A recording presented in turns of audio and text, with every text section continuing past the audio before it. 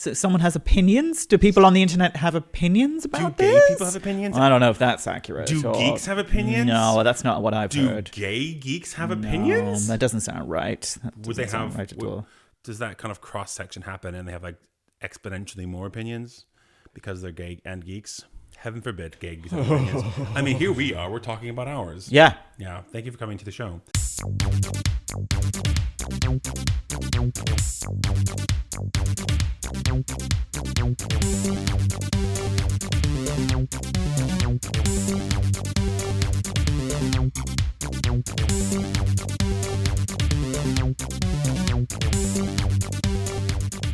Hello and welcome to Incomplete Geeks, a gay geek podcast where we talk about all sorts of geeky things. Sometimes our knowledge is perfect, other times our knowledge is a little bit incomplete. That's right. I'm John, that's Nick. We're going to shift the universe 1 degree sideways to give you a episode about Doctor Who today.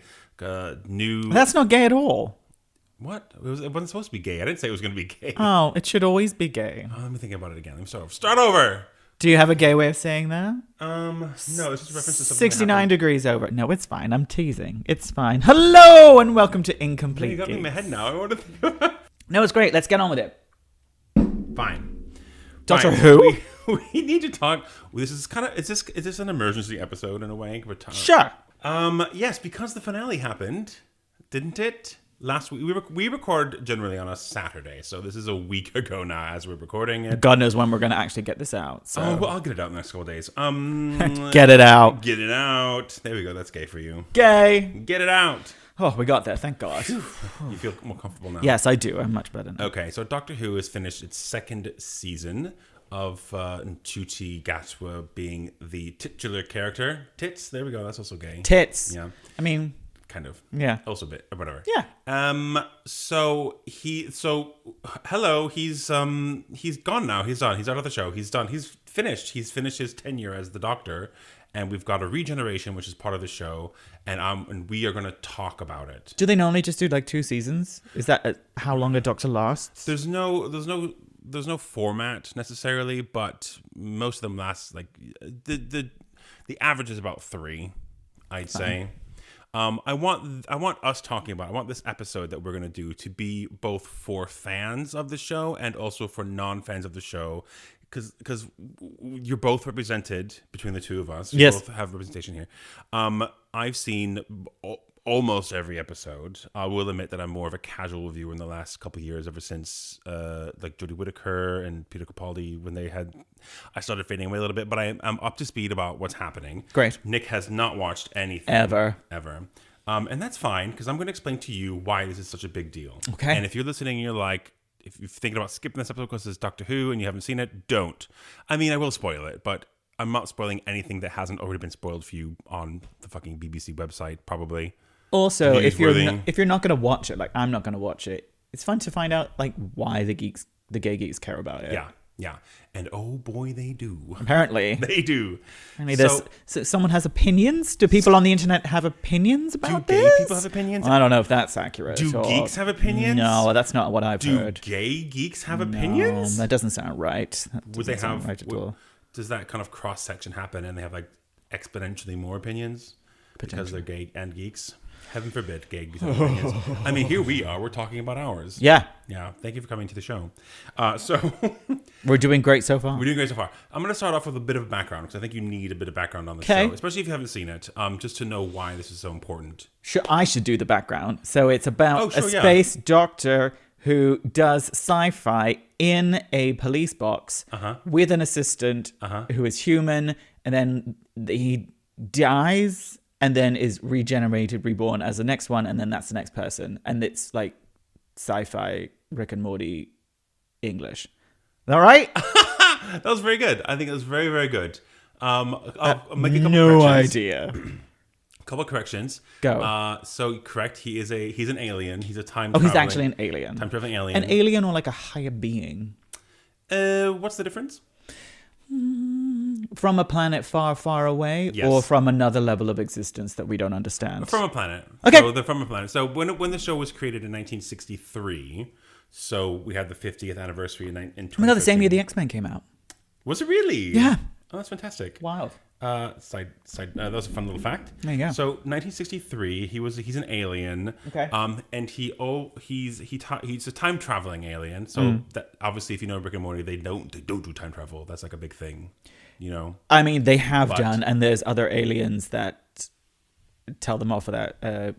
Peel. Depends who you ask. Something Peel. Peel in Rick and Like, Morty. Key and Peele? Key and Peele. Oh, Michael Key. Yeah. Not Jordan Peele. Who's the other one? Something. Keegan-Michael Key.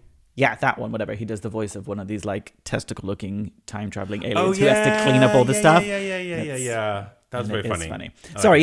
Time-traveling... He's a time-traveling alien, and the race is called the Time Lords. Sure. Okay, because... and there is a Time Lady, by the way. Just the one? There's just the one. It's called Time Lady. I don't know. There might be other ones. You didn't write it. It's fine. That's the 1960s gender norms for you. Anyway, he travels in a police box, which is his spaceship, basically. TARDIS. Called the TARDIS. Very good.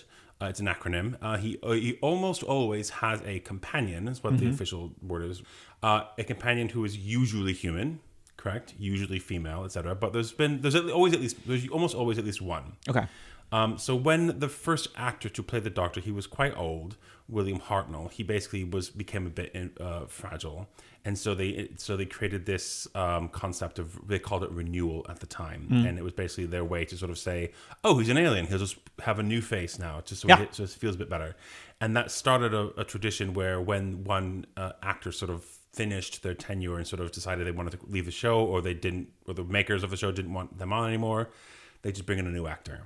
I think that's a great idea. It's fantastic. And because like the companions will go in and out, you'll have like 3, then I'll have 1 for a year, then whatever. And that's been kind of the tradition for the whole run. And so the show went up until 1989.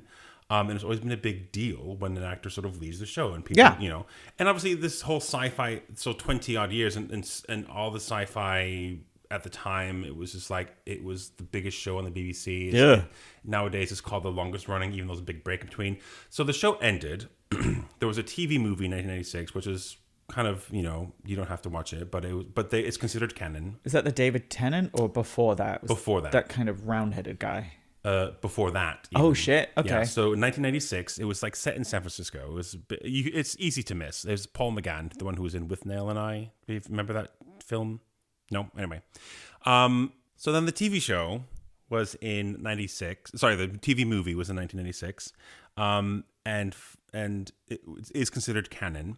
Then the TV show came back in 2005, and Russell T Davies who was best known for Queer as Folk at the time. Brought back Doctor Who because it's a very gay sci-fi show, and he brought back Christopher Eccleston as the Doctor. Is he the old one or the round-faced one? He's the round-faced one. Got it. Malekith from the MCU.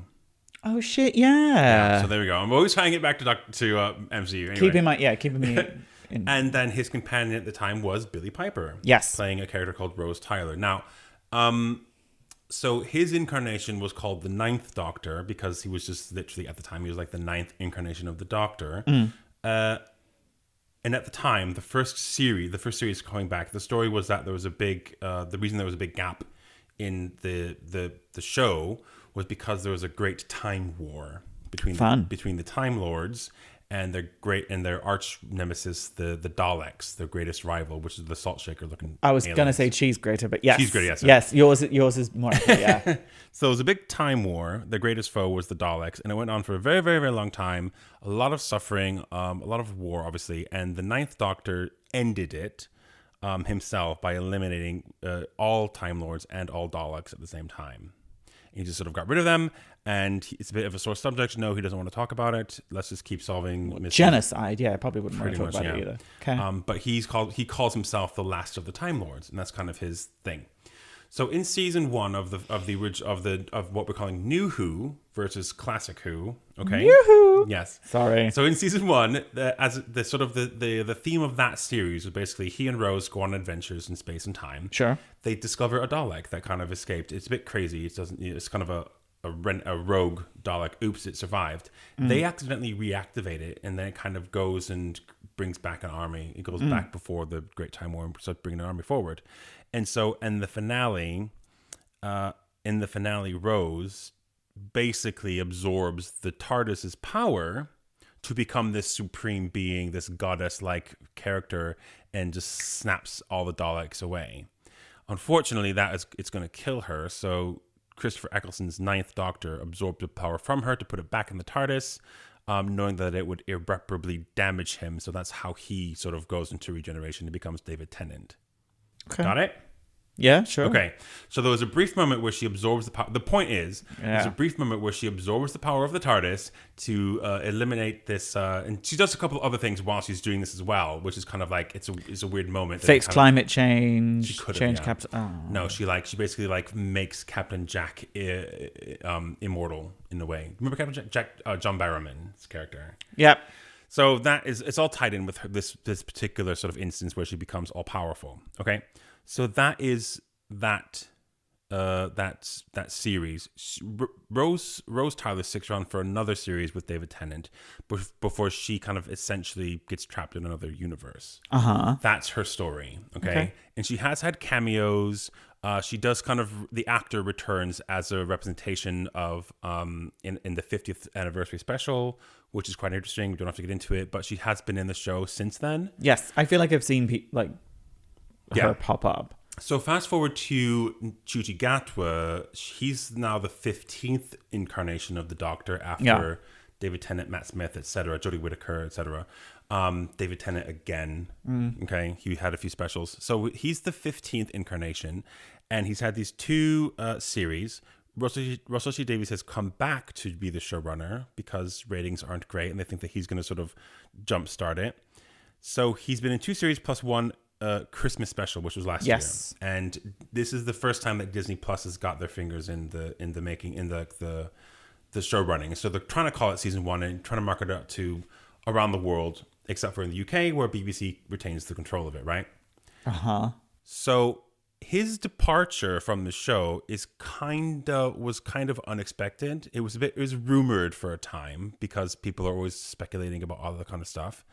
But in the finale episode of this season that just aired last week, it was confirmed that he basically is leaving the show. He's regenerating, and he hadn't always planned to do that, and so they actually went back to re-record some scenes so that he could leave the show. Okay, and so season 2. This we talked about it briefly on the show, where we have this character called Belinda, who's the new companion for this year. The whole series is basically about her trying to get back to where she gets abducted, and the Doctor's trying to get her back to Earth, but the TARDIS can't go to that particular date for some reason, and so the whole series is trying to figure out why. And while doing that, they have other sort of adventures in space and time, whatever. Only 8 episodes. And then the season finale is basically they bring back another villain from the classic Who. There's a lot of expositional storytelling because it's Disney. It's a very big budget. There's actually like action pieces and explosions. And so when they filmed Ncuti Gatwa's leaving, it does seem a bit shoved in, sort of wedged in. Sure. So his final generation scene was filmed at a later date. It's kind of confirmed because we have behind the scenes photos, and you can tell in the show that there are shots that don't quite match up. What's the word? Continually. So what does Russell T Davies do? He decides to make it a thing. So there's a cameo with Jodie Whittaker. She's comes back for a few minutes because he's a time traveler. You know, they can do that. And then in the very last moments of the show, we have Billie Piper. Billie Piper's face. So Ncuti Gatwa is regenerating. He has this big animation of his regeneration energy coming out of his body, and the next face you see is Billie Piper's, and she looks directly into camera and says, "Oh, hello." The end. The end of season 2. So this was I don't think anybody knew that she was coming back. She's a bit of a shock because obviously there's a lot of speculation. Is it the next incarnation of the Doctor? We don't actually know because there's someone's pointed out, I noticed this as well, but someone confirmed it online, that every time they introduce a new Doctor in New Who, they introduce a new Doctor, and at the very end credits they put they have the list of credits and introducing David Tennant as Doctor Who or as the Doctor. Okay? Yeah. They did it with Matt Smith, they did it with Peter Capaldi. The only one they didn't do it with is Billie Piper. It just says and introducing Billie Piper. So you think this could be the moment where she's fused with the TARDIS, like some sort of, oh, this is what she's also in this space and time, could also be doing that. That's that moment. It's not actually that. That's what people are speculating about, yeah. I can see that. Is it the Doctor using her face for some reason? Because we've seen actors come back to Doctor Who and play the Doctor. So Peter Capaldi did have a role in the show when David Tennant and Catherine Tate go to ancient Rome. Like Peter Capaldi is a character he's like the head of a family, whatever. And then they incorporate that into the show when he plays the Doctor. Like, why did I choose this face? Tell me why. It's such internal angst and whatever else. So they can make it work story-wise. And David Tennant actually came back to play the Doctor again. So he's considered to be like the 14th incarnation as well as the 10th. And so the whole thing, like, why did I choose this face again? Why make it part of the story? Fine. Because it's always the same person. The character's always the same person. They just look different. Exactly. And there's different mannerisms. There's fucking different accents even, people different accents. Is that just because it's a way of regenerating so that they live forever? Yes. Is that the in-canon reason? Okay. Yeah. And, different races, different genders. Fun fact as well, when Jodie Whittaker was the Doctor, they... I didn't know a lot about this, but they actually sort of flash back to a previous incarnation, or it's not really explained. It could be a future incarnation where there's a black woman portraying the Doctor, and it's confirmed that it is an incarnation of the Doctor. Where she fits in the numbering, we don't know yet. Right. And she did have a cameo in this season as well, which was quite fun. So, what is she doing here? People are like, first of all, this season was a bit messy. The finale was a bit messy. People are hating on it. People are saying that they enjoy it as well.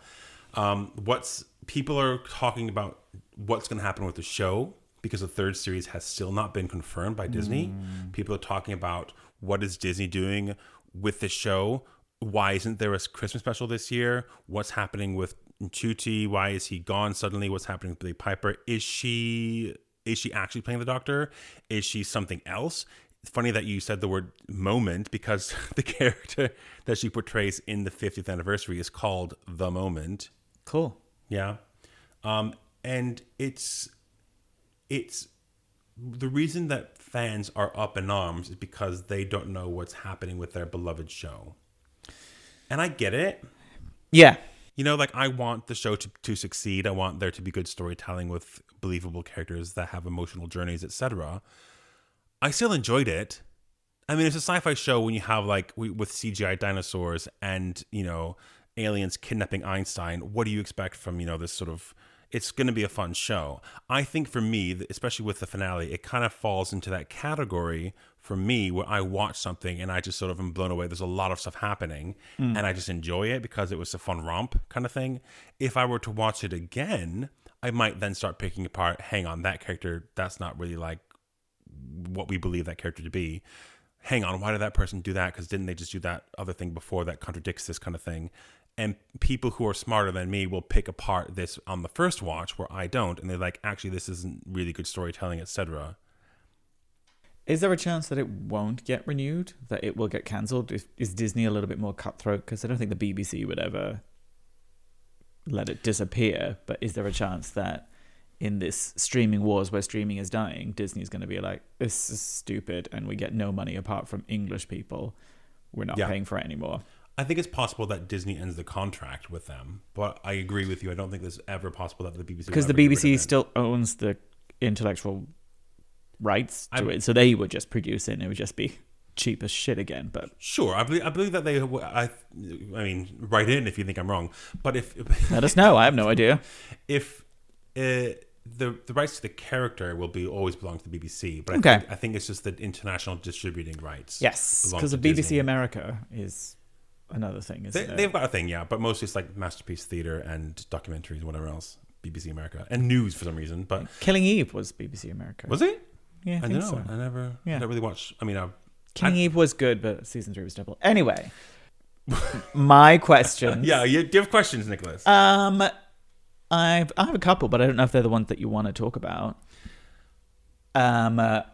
Is this a genuine attempt to do good storytelling, or is this a nostalgia cash grab?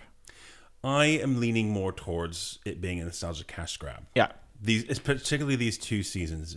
My misgivings with the previous season with Ncuti Gatwa was there were a lot of I didn't like the companion as much, and I think that they were trying to introduce a lot of elements from Classic Who that they expected you to automatically know about, and because I am not that keyed up with Classic Who, I didn't know why these characters mattered. The misgivings. The thing is, Russell T Davies, as much as I think he's a good storyteller, but I think he's trying to do too much. I get it. He's doing way too much and trying. I don't know if this is Disney's fault for giving him only 8 episodes, but like, why he's trying to do too much and introduce a lot of things into the show that aren't really paying off. As much as I don't want to be like, it's only for DEI. Like, there are a lot of characters who are introduced, and I appreciate the representation for having like sort of certain disabilities or an obvious trans character, and not have them do anything outside of just what defines them. Yeah, rather than like, my special power is being disabled. My special power is being trans, and it's like, rather than writing a good character and a good story, that this it doesn't matter who's representing it or representative of that, because he is a white gay guy. So like, I want that. Yeah, like, I appreciate them putting more of these kind of elements into the show, and I will fight anybody who says that Doctor Who is woke nonsense, woke leftist nonsense. Whatever. It's always been, pushing its sort of boundaries in that way. But I don't, but I think you have to introduce the characters and make them characters. Sometimes it can feel inauthentic. It feels authentic. Yeah. It feels inauthentic. Exactly. Yeah. That's when it doesn't work. The last thing that I will say as well, that there was a, obviously Gatwa has come out and said, he's said he's leaving because it was, quote, always the plan. Although we do know, it's been confirmed with behind-the-scenes shots, etc., that they did go back and film the last 20 minutes of the finale, like months after they'd finished wrapping for everybody else. And there was a leaker as well. Do you want to hear what the leaker said? Absolutely, I can't wait. Well done. Talking about why he's leaving after 2 series, because I love him as the Doctor. I think he does a great job. I think he's more emotionally vulnerable. I think he's got a lot of stuff to do. I want to see more. He's fashionable. Like, it's great. Like, but the production style is off the charts. It was really good. But I'm going to quote the whole thing because we can talk about it. He decided to jump ship and move on once it became clear Disney weren't going to renew anytime soon. And he didn't want to stay tied to Doctor Who when production on season 3, if it does happen, is still some way off.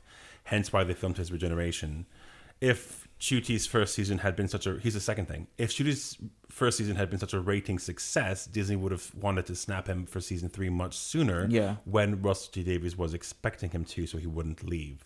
Yeah. And so I think that was a part of it as well. Because if you're signed on or you agree to do it, but they have no clear production dates, you're stuck in this fucking production hell where you, like, if they're like, right, we're starting, you've signed a contract. Yeah, exactly. You can't commit to anything. Yeah. Which I have a lot more... because, like, if he is young and hot right now, like, he's had a lot of, press and celebrity because of this. Now's the time as a still young, popular actor to capitalize that rather than wait around for Disney to be like, should we make another one of that? And some people are comparing it to Rebecca Ferguson with the Mission Impossible films. It's like, she was like, you can't tie me down.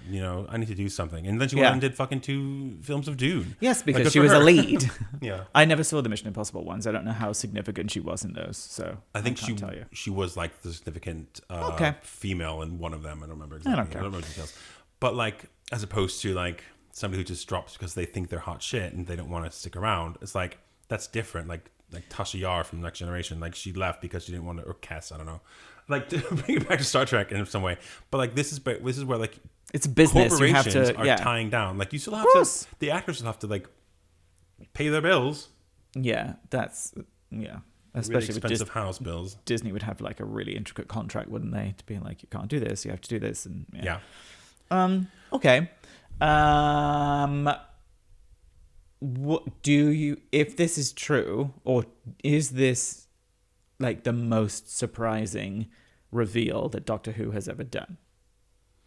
Ever? Is there one that got as much buzz, do you think, or that as much shock value? Because in the past, it's not been someone they knew. It's always been a new character. but is there been a moment or a reveal or a comeback, anything that's been as... This is a really good point, a good question, because Thank you, I thought so. Thinking purely about New Who since 2005, which I have seen most of the things, but not all of them. But 20 years of this shit. Yeah, I try my best. I will eventually, I'll go back anyway. Depending on who's the showrunner, you kind of fall into certain expectations, where the first time Russell T Davies was a showrunner for 4 seasons. It was for 4 seasons plus the specials. It's like his characters were just as equally sort of bombastic and very energetic, and a lot of running, run, oh my god, down the hallway kind of thing. But all the characters had journeys, they had heart, and it was heartbreaking when like things went wrong kind of thing. I think that... Any dramatic deaths? Well, when Rose Tyler gets separated from David Tennant's doctor at the end of season 2, that was very heartbreaking, because you knew like it was a split. Yeah. Like they were not able to contact each other again. The whole thing was about the universes, like when universes like a incursion. That's what it was. They had to stop the incursion to save both universes. Anyway, when you go into Stephen Moffat's tenure, and he was the one who did a lot of like, oh no, they died. Anyway, next episode, let's keep going, and then at the end of that next episode, oh, they're back, kind of thing. Stephen, he gets on my tits. I didn't appreciate the storytelling because it undermined the importance of those kind of things. Yeah. Like there's a whole season about like the Doctor knew he was going to die at the end. Like he went to see his tombstone, as it were, and then they kind of sort of they resolved it by saying, not really. A lot of the things ended up like that. And it undermined it. So I can't think of anything like that. And then Chris Chibnall, he was the next showrunner who took over after Stephen Moffat. And he was mostly around for Jodie Whittaker's, which for me, he tried to do a lot of outside the box stuff with the Doctor's origins, plus this extra incarnation of the Doctor who we don't know where she fits in yet.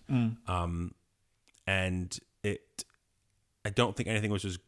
I think people were just struggling to keep up with the story and weren't able to sort of sit back and think like, oh my gosh, I can't believe that just happened.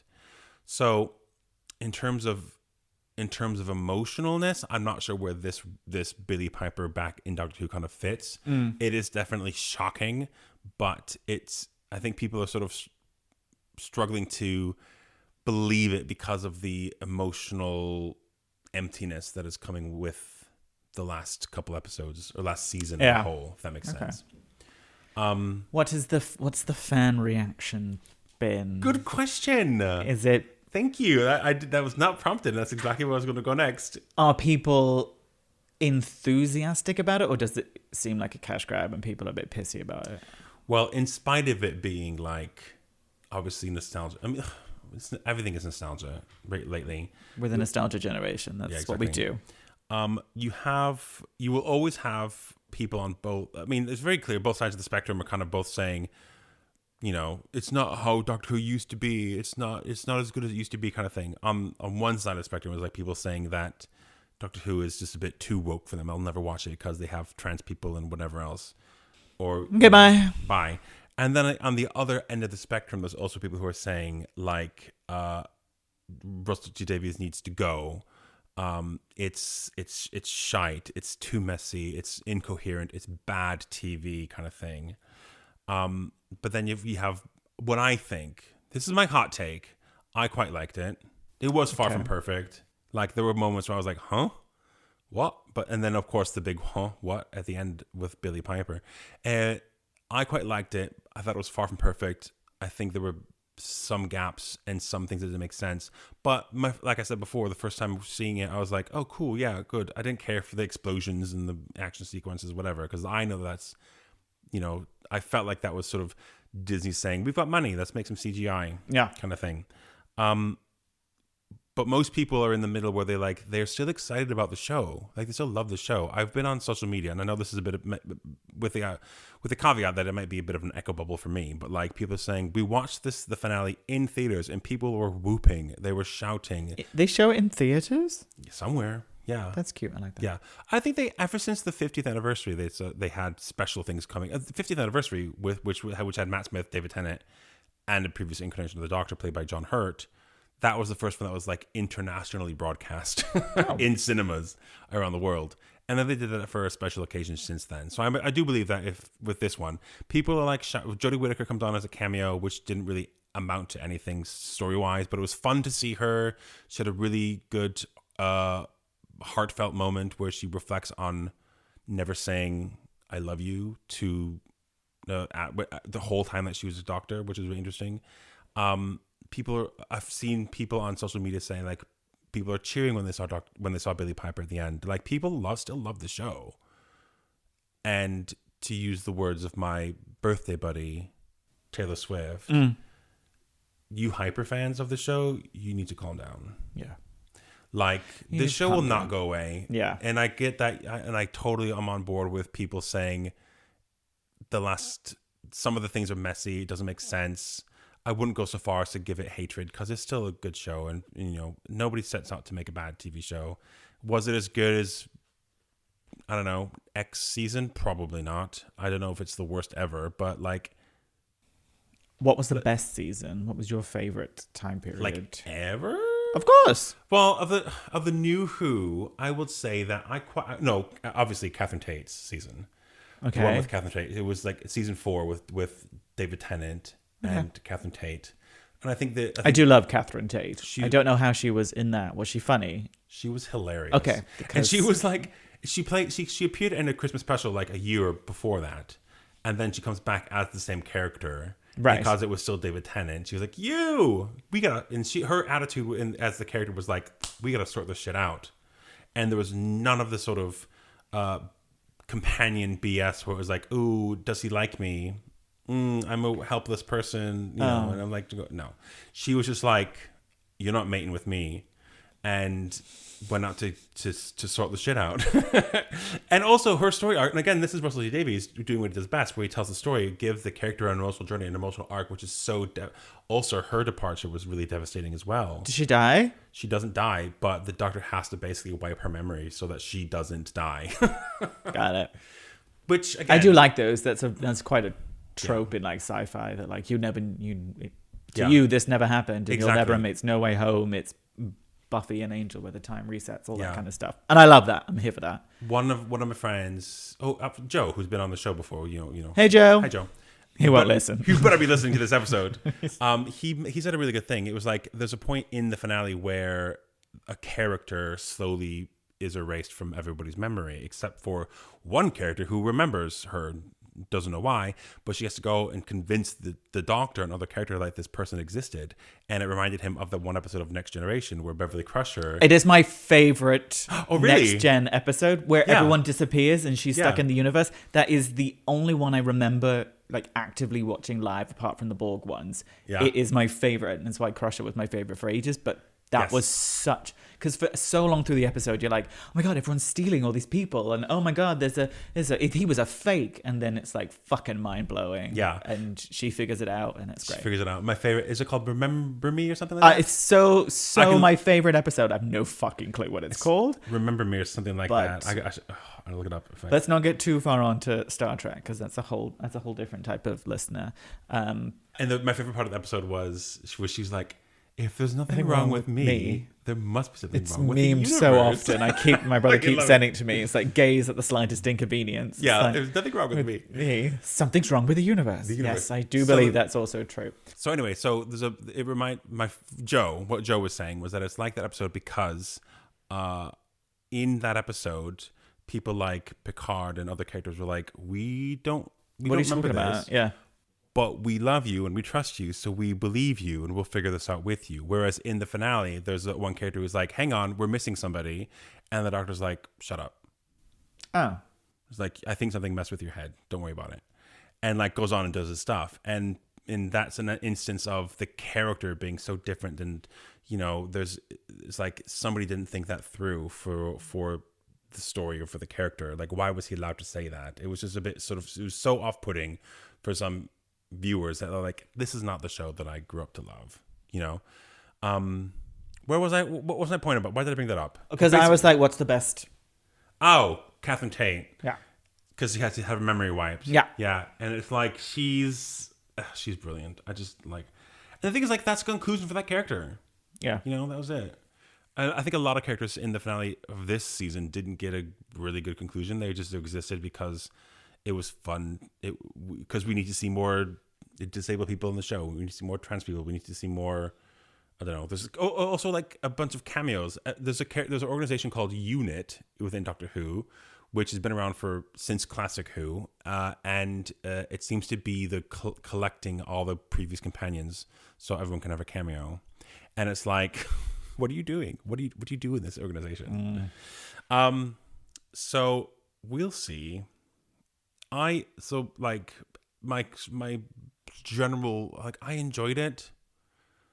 I thought it was an improvement on the previous season. I love Ncuti Gatwa, seeing him as the Doctor. I really like Belinda. I don't like what they did to her character, but I will still watch the show, and I'm sad to see him. I'm sad to see him go, which people are disappointed that he didn't get more to do. Mm-hmm. And of course, only two seasons in like 19 episodes or whatever it is, compared to God knows how many. So, what do you think is going to come next? If it carries on, what do you think this kind of either this reveal means? Or what's your predictions for the next bit? So my prediction, my opinion is that they have to. I think. My speculation is Disney and Russell Davies are having an argument because obviously they're not happy with the show not doing better, and he's like, I've got all this stuff to do and I believe that he loves the show and he wants to do all the stuff and he's doing all these callbacks to the Classic Who, whatever is great. And he's not given the appropriate time to do them. There were some scenes in some episodes of these last two series when I'm like, that could have been a whole episode if you let it draw out and sort of make it about a thing. Kind of like how I felt about X-Men 97 should have been twice the length of it because like there's a moment like that's a whole episode you did in 5 minutes. Yeah, if you can't make because it's Disney, they're like, we'll give you this many episodes and you'll be fucking grateful to get it. Yeah, finish it, and it's just creative differences. Do you think? I think maybe creators, showrunners nowadays have to just pick one thing and just make a story and make a story about characters. Like it's great that Russell Davies difficult. Could I bring understand in all these other sort of characters, but like just pick one and do it well. But I also understand that because it's so cutthroat. It's like you have 8 episodes and we'll decide at the end if you're going to get another season. Again, I'm just trying to think of the equivalent being X-Men 97. It's like if I only get this season, I want to make sure I tell the stories, or not more importantly, but I need to grab as many people's interest so that I get another season. Yeah. And if you're not given time to do that, and if you are like not said, like in the olden days, they're like, we'll give you 7 seasons to do this, or we'll give you 4. Or we'll decide. It's usually season. like 4 or 5, like the old network, the Star Treks were given like 4 or 5, and then they renewed for another 2. It's like, we'll give you 4 or 5. So you're like, we're done. It's like, so for this one, I'm going to try and get. You could grow your audience. You could grab them later on in the season, that sort of stuff with rerun and that sort of thing. Whereas now in streaming, so you've got 8 episodes. Yeah. Everyone will watch them all in one fucking go. Bitch on the internet, and then we'll decide based on your IMDb score, your Rotten Tomatoes, we pay you. Which I understand if you're a money person, but like it's just making shit. Like, and how do you determine? It's really, really difficult for all the people involved in making the show that they don't know if they're going to get a job in the next couple of months until the current work has been on TV. And then actors like Ncuti don't commit to doing another one because they're like, I don't fucking know if you're going to be around there. I'm gonna exactly. I need to sign. And then you lose talent. Yeah. Damn you, capitalism! So what do we do? And like also back in the day when you had, you had time to let these characters and these storylines breathe. You also had like 20 episodes to do that. True, but I was also thinking how I did zone out at one point when you were talking about stuff, and I was really? Thinking. I'm sure you couldn't tell. I'm glad we didn't have video. I was thinking, it's like, I wonder if I would ever be bored enough to want to watch this. Because it's just not my taste. No offense to you people. Yeah. And then I was like, what about if like it was the end of the world, like dystopia, and all that was left was some 1960s Doctor Who VHSs? Oh. Like what? Let me finish. Yeah. How that would have been like if there was nothing, literally nothing to do. it's like, oh God, you'd probably get into it because there's no other stimulation. There's nothing else. And this would seem like such a wonderful treat. That is exactly what the situation was when this first came out. Because there was fucking nothing on TV when these first came out. In the 60s. Yes. Exactly. All the way through all the 80s. Like even for UK, then did it come back in the 90s? It was a TV movie in the 90s, and then 2005 was when it came back. 2005 is a little bit later now. But like in the 90s... Like, but there aren't other options, so you give it a chance and you just let it sit with you. Like, oh, that was crap, but then you're like, there's nothing else to watch. I'll watch the next one. And nowadays we don't give stuff a chance. And I'm not saying we don't give stuff a chance. On my high and mighty sitting on my pedestal, because I don't. It's like I'm bored with Daredevil. Yeah, it's like I'm not going to sit with that. But in olden days, like I'll watch. There's nothing to do. You would sit around. What the fuck else? Of course I'll watch this. I watched every episode of fucking Full House when it was on because there was nothing else. And I remember hating it because it was crap. Yeah. Watched every episode. What the hell else am I going to do? So play outside? Fuck off. I did that. Oh. Is it our standards that are too high, do you think, now? Or is it just we're just overstimulated? There's too much out there that you won't give a chance to. And I'm not saying you have to or should. It's just the same with every media. Films, comic books. Everything's competing so much. And I love that there's more choice because there's more representation. There's more stories and that sort of stuff. And you don't have to wait fucking ages. But the downside is like we just don't inherently give it a chance. If it's not good quality, then we drop it right away. If it's not immediately scratching an itch or exactly what we want in that moment, we don't really give many things a chance. Yeah. And I don't know what the answer to that. Well, to answer your question from before, if it was the last thing on Earth and you were watching shows from the 60s and 70s or whatever, you would watch it because you would be drawn in. Especially with the end of the world. Back in the day as well, you'd have serials that they called them, where each episode of Doctor Who, and it was still weekly.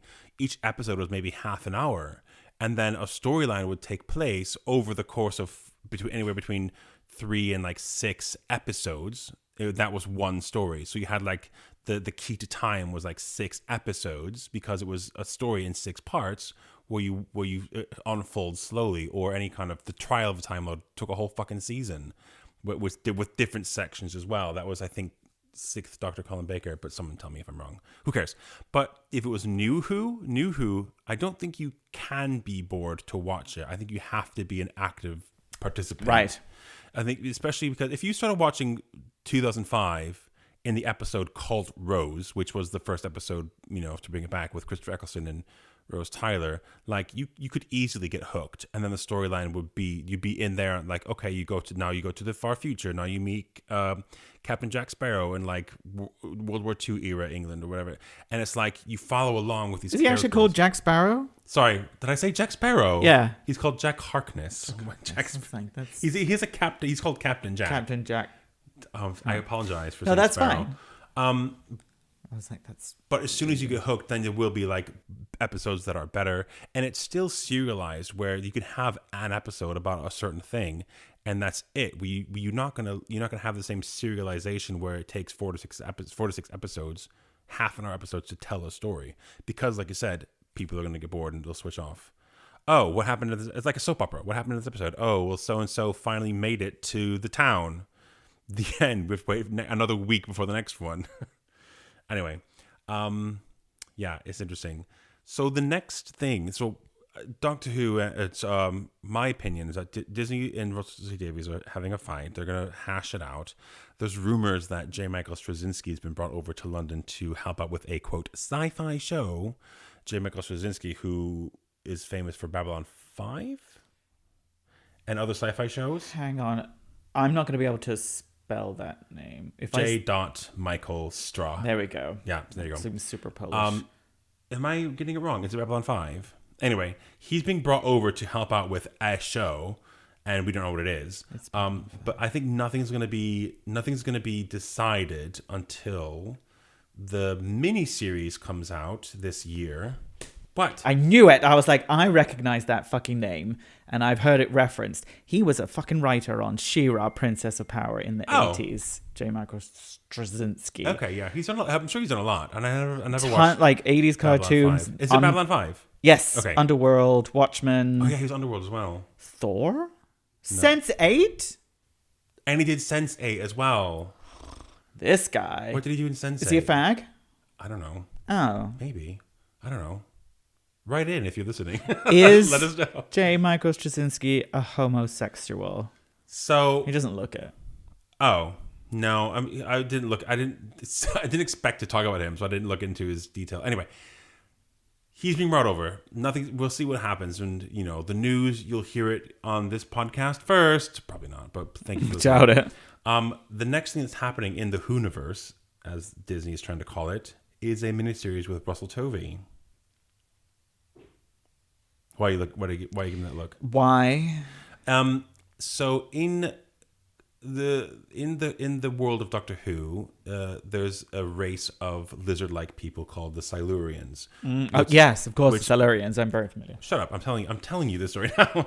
They were introduced in Classic Who, and they brought back for a few episodes. And they apparently their sort of their beef with humans is that they've owned the Earth longer than humans have been on it. They're just in hibernation underneath the Earth. Oh, yeah. When we talked about G.I. Joe, I think you mentioned something because there was a similar storyline in G.I. Joe when the snake people were actually in hibernation. Oh, the whole time, So there's a miniseries that has already been filmed. It'll come out this year. There's no date set yet. It's got Russell Tovey as a lizard? A general. Oh, and Gugu Mbatha-Raw as one of the Silurian lizards. You will know her from Loki. She played Ravenna. The judge, the black woman. Sure. You remember her? She's done other stuff as well. Anyway, I always tie it back to Marvel. I can't. If I showed you a photo, you'd recognize her. I know. I just can't. Anyway, she's basically a lizard person, and it's called The War Between the Land and the Sea. It's like a 5-part miniseries, and it features UNIT, the organization. So it'll bring back some of the characters clearly in the universe. I think Disney's going to see how that goes. I was going to say, who's the audience for that? I don't know. Just you guys, just but only I wonder Doctor Who people. I wonder if they're going to be like. Ugh. I don't think it'll feature the Doctor because obviously we don't know who it is. What's happening with the Doctor? Unless it's like a past incarnation. I don't know. Probably not. But we'll see. It's going to be. I'm going to be interested to see if they try to market it towards not just Who fans, but also just the general public. Like, here's an alien story about people who've been underwater the whole time and now come into. I don't know. I don't know anything about the story, but it's called The War Between the Land and the Sea, and it's coming on BBC One and Disney Plus. What's Russell Tovey done lately? It's fucking ages. He's been doing his Art Person podcast for the past. Of course, everybody's got a podcast. Fucking white guys with podcasts. Last time I saw Russell Tovey he was in the Christmas special for Gavin and Stacey. Oh, was he? Yeah, I could see that. He did use one of the roles in the TV show, which I never watched, but. No, neither do I. Anyway, before that, I'm not sure. I think he's been on stage, actually. He was at the National. Anyway, so that's next. Oh, he did Angels in America for did he? A while back. I saw it in the cinema. That's not the one with Andrew Garfield. Yes. Was it? He was in with him. Yeah. No. It's really unsettling watching a play in the cinema because you can't make any noise because there's no constant noise like there is in a film. So you move and your chair squeaks and it's like. And you think you're going to disturb the actors? It's so bone-chillingly quiet because it's not. There's also no vibe. Yeah, there's no reaction or whatever from that. It's fine. He'll take his top off. It'll be great. Hope so. He's aging well. He's making sure he does because he is a gay celebrity, and therefore, if Joe had anything to do with that writing, he probably would make sure that Russell Tovey had his top off for at least one episode. He will. He's never done anything where he doesn't because he looks great and good for you. Did I tell you the story about when I went to when I kind of crashed his birthday party and I met his personal trainer? I think so, yeah. That was back in the day. I've never met him. But when we're famous and people were looking back and listening back to our old episodes. He was my screensaver for when we did our fitness challenge when we met because your goal was Thor achieved perfectly in 30 days. And mine was Russell Tovey because I thought that was achievable in 30 days. Are you the same height at least or something? No. Okay. I don't think so. Chris Hemsworth and I are the same height. We're hype twins. Alexa, how tall is Russell Tovey? From sportskeeda.com. Sports. Russell is 6 feet 4 inches tall. No, he's not. Russell who? Did it say Tovey? She didn't say Tovey. I will Google him. Here we go. I mean, I've met him. He's not as tall as me. 177. I'm 175. Oh. Oh, yeah, fine. That works. He's then. 2 centimeters taller than me, so he's 5'10". An inch, maybe. One final thing I want to mention as well, because after this episode aired, the finale, there were fucking spoilers on the BBC News website. What? Yes, I thought did you you would hear- say like this people posting spoilers because obviously I've seen what's happened. And also people post spoilers. That's bad on, enough. like, social I'll media. rant about that, but on BBC, BBC News website. Billy- Because Billy Piper. And so literally, I was sitting on my sofa on Saturday evening playing Oblivion Remastered, as you know. I of course, as one is wont to do. And then it was like, because Tom and I will watch Doctor Who whenever in the weekend, and he came into the room and he's like, shall we watch Doctor Who? I'm like, sure. He's like, yes, because I was just spoiled from the I wasn't looking for spoil. Because we know better than to go onto social media and get spoiled. He was literally on the front page of the BBC News website, and the headline was, Ncuti Gatwa departs, regenerates into Billy Piper, in a picture of Billy Piper. Less than 2 hours after the episode had aired. That's disgusting. My opinion is 24 hours Exactly. Yes. of nothing. Nothing. Audiences love all that sort of stuff. So Tom graciously took the hit. It's like, let's watch it now because it's going to get spoiled. Yes. What a good Bless man. him. I know. So good for him. But also, shame on BBC. BBC, for Christ's sake. And then he showed me the article later, and it said, "Warning: this article contains spoilers." I was like, "Fuck you!" It's a photo of. I tweeted. I didn't tweet. I threadsed it, and no one saw the threads. No and I one was cares like, about "Shame that. on you, BBC." You have to be on Twitter for that kind of, or Reddit for that kind of reaction. Exactly. That sort of You shouldn't stuff. have to. I don't know. Just like to put it as like Doctor Who finale. Big changes. I don't know how you would say it, because at the time, remember I said people weren't entirely confirmed that Ncuti Gatwa was leaving, much less being transformed into Billy fucking Piper. Anyway, shame on you, BBC. That's Shame. what I'm adding. Perfect. All right. Well, that's our recap of Doctor Who. So my final question. Yeah, one more question. Go for ahead. you and listeners alike. If you were the Doctor and you were going to regenerate, who would you regenerate into? Oh, I don't know if I get a choice for that. No, but like if you he subconsciously regenerated into someone he'd seen before or something like that, who do you think you would, or who would you want to? If I had Russell a stint as the Tovey. Doctor, I would regenerate into. No, if I regenerated into somebody else. Yeah. Michelle Obama. No, but then you're not Michelle Obama, which is a great choice. But you're not Michelle Obama. You're the Doctor who looks like Michelle Obama, right?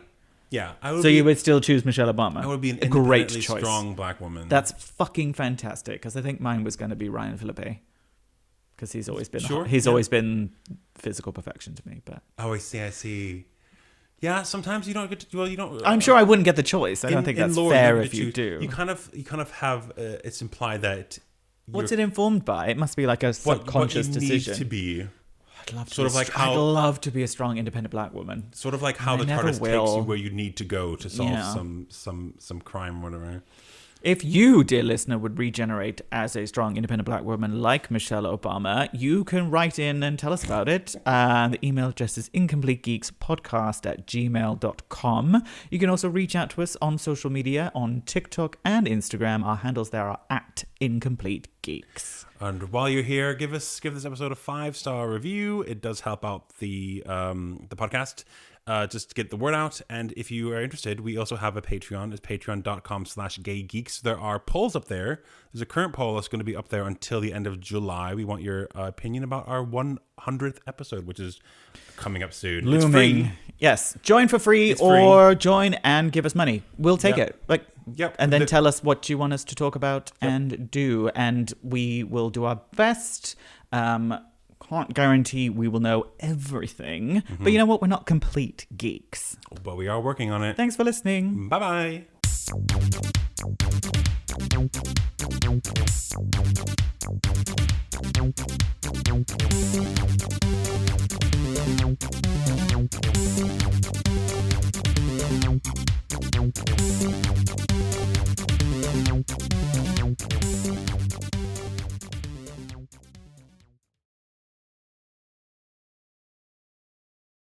Anyway, that's all.